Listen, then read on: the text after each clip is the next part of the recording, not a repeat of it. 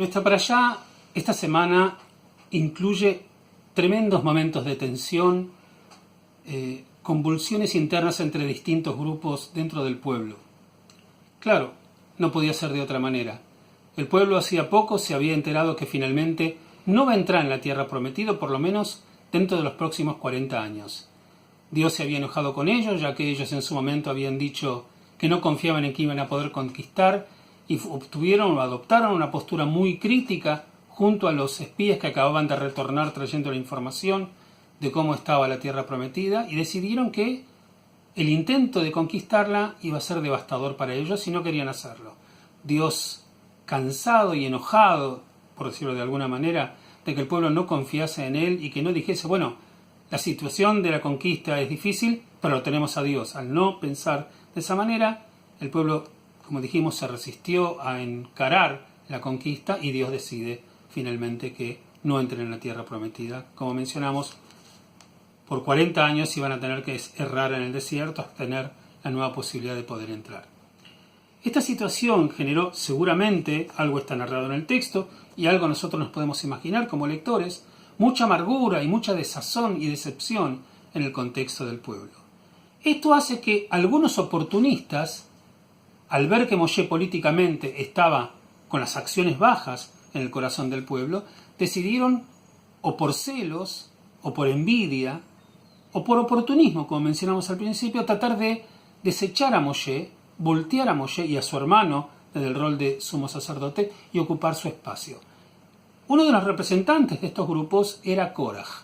Koraj, según cuenta la historia, Coré en español, él también era levita, y como era levita, le molestaba que Aarón y su hermano, o Moshe y Aarón, básicamente ocuparan espacios de mucho poder, y él se erige entonces como representante del pueblo y le grita a Moshe y le dice, básicamente le dice, bastante para vosotros, pues toda la asamblea, todos son consagrados, y en su seno está Adonai. ¿Y por qué os enaltecéis por sobre la congregación de Adonai?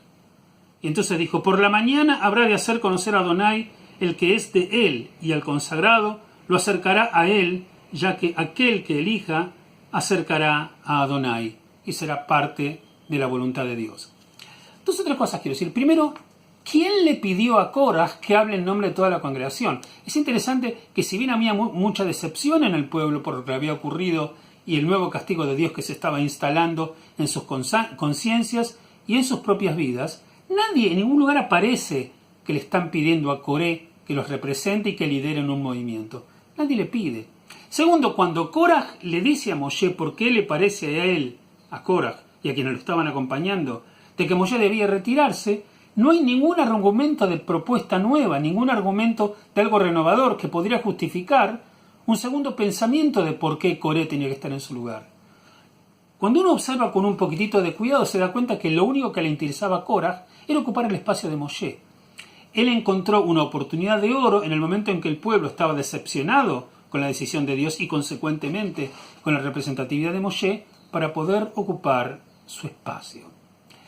El texto es interesante porque podemos ver la transparencia de un hombre cargado de envidia, cargado de celos, que no tiene ninguna propuesta concreta como alternativa a la de Moshe, y además compromete al pueblo como si el pueblo lo hubiese elegido. Cuando ellos dicen, ¿por qué os enaltecéis por sobre la congregación de Adonai? ¿A él lo eligió Adonai? ¿Cuándo habló con Adonai él? Dice, por la mañana habrá de hacer conocer a Adonai al que es de él, el que es de Adonai, y que elija acercará a Adonai a sí mismo. O sea, será el representante de la voluntad de Adonai. O sea, básicamente, ¿quién lo eligió? ¿Quién lo llamó? ¿Dónde aparece Koraj hablando con Adonai en algún lugar? Ahora, la pregunta que uno se puede hacer cuando mira esto es que, ¿acaso Koraj era suicida?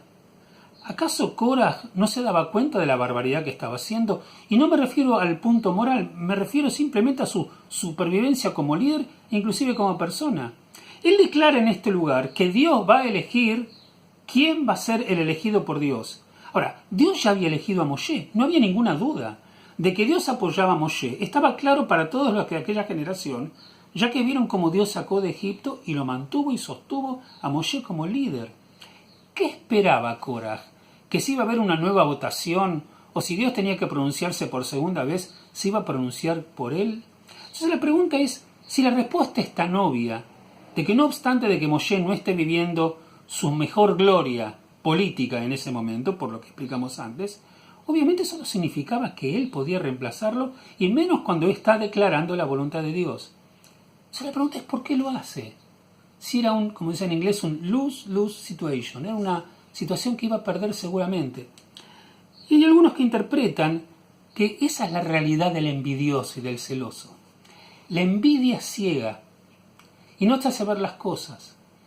El solo pensamiento de poder reemplazar a Moshe, ya que él también, como dijimos, era la tribu de Leví, y ocupar su espacio, le daba suficiente energía como para confiar en su propia mentira, como para apostar a su propio engaño y permitir que su envidia y que su celo guíen su acción y el proceso de su decisión. Finalmente, este celo ciego y esta envidia por correrlo a Moshe e instalarse él, le hace mentir, hablar de un pueblo que él no está representando, pensar que Dios, porque él esté hablando bien de Dios, lo va a volver a elegir a él, cuando Dios está claro que lo eligió a Moshe, más allá de lo que le pasa en este momento. Bueno, no lo vio y no lo pensó. Es su envidia y es su celo que lo está llevando a esto. Como muchos dicen, a veces la envidia puede destruir al que tiene al lado y para el envidioso mismo, lo peor, destruirse a él mismo. Finalmente fue lo que ocurrió acá. Cuando al día siguiente tuvieron que probar y irse frente a Dios con la metodología que habían aprobado, la tierra abrió su boca y se lo devoró a Koraj. Y a otros que lo acompañaban también, pero se lo devoró a Koraj. Estaba tan cargado de odio y tan cargado de envidia que no pudo ni siquiera presagiar su propia destrucción. Nadie pide no tener celos en la vida. Somos seres humanos, somos mortales y somos débiles. Y a veces podemos sentir esos sentimientos. El desafío nuestro es tratar de no caer víctima de ellos. Y que si tenemos el amargado y triste sentimiento de envidiar a alguien o de celar a alguien, por lo menos no aventemos ese sentimiento y le demos libertad para que conduzcan nuestras vidas. No sea que, como en el caso de Koraj, nos lleve a la destrucción total de la cual ya no vamos a poder recuperarnos. Pensemos en esto y aprendamos. Shabbat Shalom para todos.